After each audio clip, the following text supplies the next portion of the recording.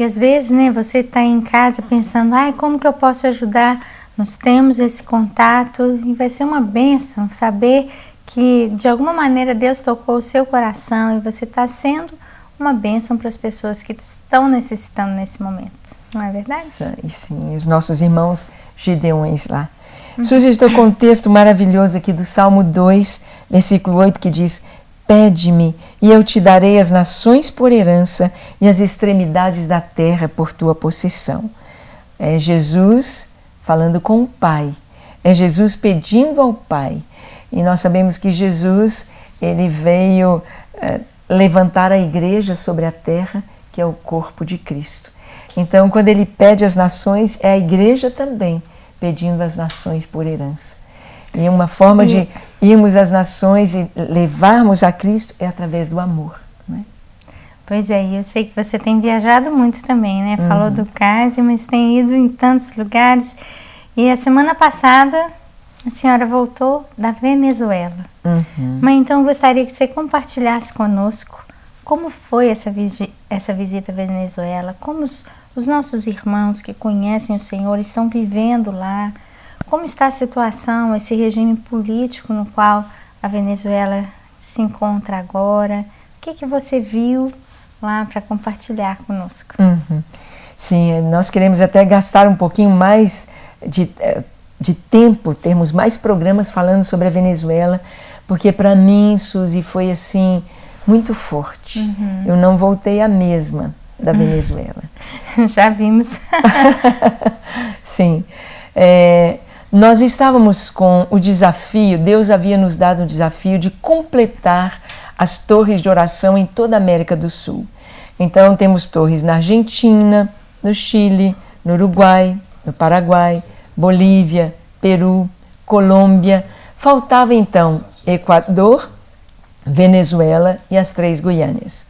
E nós estávamos assim muito orando e desejando muito ir à Venezuela e oramos ao Senhor.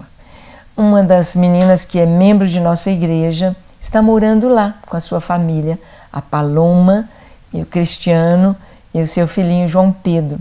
Ele trabalha na Odebrecht, com construção, com plantas de especiais.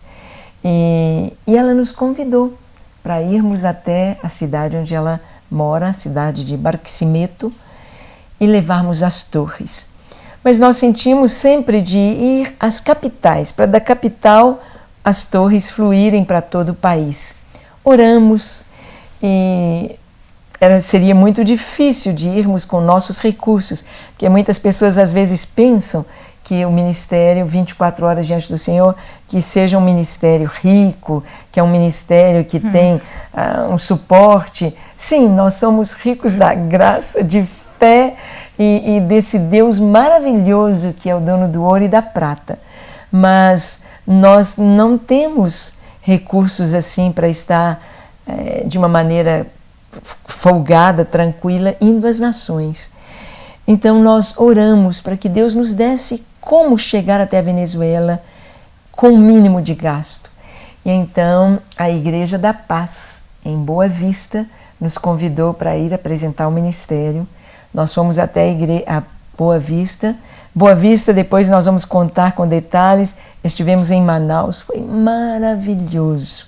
Os irmãos ficaram impactados com a mensagem da vinda de Jesus, a mensagem das torres de oração, de adoração, o projeto do Senhor para esse tempo, para essa época, para essa geração, este chamado maravilhoso, os Gideões Mirins. E então, Venezuela está ali, fronteira com Roraima, né? E então fomos até Caracas, Valência e Barquisimeto. Encontramos, Suzy, uma nação em sofrimento, uma nação gemendo, jovens morrendo. Encontramos assim uma nação em que as pessoas todas estão assim, o assunto deles é o governo, é o momento político. E algo assim que, para mim, quando eu fui, por exemplo, quando eu fui ao Peru, a gente percebe que os peruanos são todos parecidos. Tem aquela pele mais moreninha, olhinho puxadinho, aquele cabelinho duro, bem lisinho, preto, bem pretinho, cabelo bonito dos peruanos.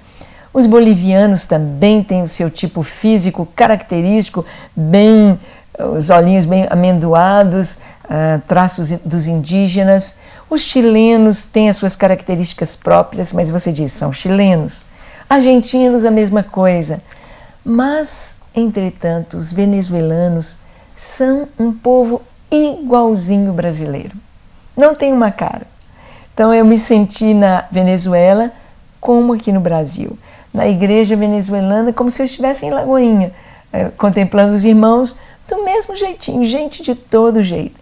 Não vi muitos negros, não, mas o povo de todas as nações. E o que aconteceu com a Venezuela, eles dizem, foi o castrocomunismo que eles dizem. O comunismo, o modelo de Fidel Castro, adotado lá por Hugo Chávez e agora Maduro, trazendo um regime ditatorial. Então, quero falar um pouquinho mais sobre isso, Suzy. Nós vimos jovens estudantes em greve de fome. 10 estudantes na Praça de Caracas, deitados ali nas camas, seus nomes escritos atrás numa cartolina, sua idade, 21, 22 anos, 25, seu nome, sua cidade. Quando eu estive lá, eles já estavam há 18 dias em greve de fome. Hoje já são mais dias. Então, aqueles jovens ali entregando a vida para chamar a atenção do governo, chamar a atenção da nação, chamar a atenção dos outros países para o que está acontecendo ali. E chamar a nossa atenção, a atenção da igreja. Não é, Suzy? Precisamos orar, né? Precisamos orar. Precisamos orar. O que eu senti a igreja lá da Venezuela sedenta por esta estratégia de Deus, que são as torres 24 horas. Então, você falou do Chile, que precisa de ajuda, e a Venezuela, que precisa de oração. De oração, muita oração. Da misericórdia de Deus, eles estão clamando. O país era um país próspero, era um país que estava assim... A Venezuela tem a maior reserva de petróleo do mundo, muito mais que nos países árabes, a Venezuela. Mas hoje a administração do governo foi tão ruim, a visão deles destruindo o país, que hoje eles estão importando gasolina. E é interessante que o que o governo fez foi conquistar o pobre, dar tudo para o pobre para se manter no poder. Então, é a Bolsa Família, é a Bolsa para as meninas mães solteiras, o seguro-desemprego de vários meses, um estímulo aos sem terra de invadirem as propriedades, as grandes propriedades. Parece que eles não querem que haja pessoas ricas, querem nivelar todo mundo dentro da pobreza. Todo mundo dentro da pobreza. Então nós vimos o que? A cidade de Valência é uma cidade industrial, mas as chaminés estão sem fumaça. As chaminés estão paradas, os galpões vazios. As indústrias, eles exportavam material de higiene pessoal, pasta dental, sabonete ali na cidade de Valência, e agora são produtos que eles não encontram para comprar. Não encontram nos supermercados papel higiênico, sabonete, não encontram os produtos básicos da alimentação, como açúcar. Eles eram produtores de açúcar, não tem açúcar. Café, não tem café. Não tem leite, não tem óleo de cozinha. Produtos assim, a farinha, eles dizem harina de maíz, a farinha de milho que eles usam para fazer o seu pão, que é a arepa, um pãozinho redondo, muito gostoso por sinal, e não tem a farinha de arepa. Então as filas, Suzy, elas dobram quarteirões das pessoas para comprar o que o governo colocou ali, e é tudo racionado. Então 2 litros de leite para uma família por uma semana. As pessoas não podem, é uma família que pode comprar. Então, muito sofrimento. Então, quando eu vi a Venezuela e comparei com o Brasil, eu vi que nós podemos caminhar na mesma direção se nós não orarmos. Se nós não buscarmos ao Senhor e pedirmos a direção para que Deus nos dê as pessoas certas para o governo nessas eleições, nós podemos estar no mesmo caminho, no mesmo caminho. Esse ano é um ano complicado para o Brasil, né? Pela Copa, tantas ameaças, né, que temos ouvido, de coisas que as pessoas planejam fazer na Copa. Estamos aqui num programa de televisão, um programa que fala sobre oração. Um programa que realmente acredita que Deus pode intervir num lugar que é oculto aos olhos reais, né? Num lugar invisível que é no coração humano. Nós cremos que Deus pode mudar o coração das pessoas e cremos que a oração é muito eficaz para que esse processo seja agilizado, para que isso aconteça. Então, é muito importante você que está nos ouvindo entender o chamado de Deus para orarmos pelo momento da Copa, para orarmos pelo momento das eleições. Eu creio que se a gente escuta o que está acontecendo e entra para casa e vai tomar um cafezinho e passa manteiga no pão e conversa, a gente não orou. Quando nós falamos de orar, nós falamos de nos dobrar, de dobrar os joelhos no chão, de gastar 10, 15, 20, 30 minutos, 1 hora orando pelo nosso Brasil. Para que não hajam essas manifestações da maneira como as pessoas têm dito que vão fazer, quebradeira, violência, né?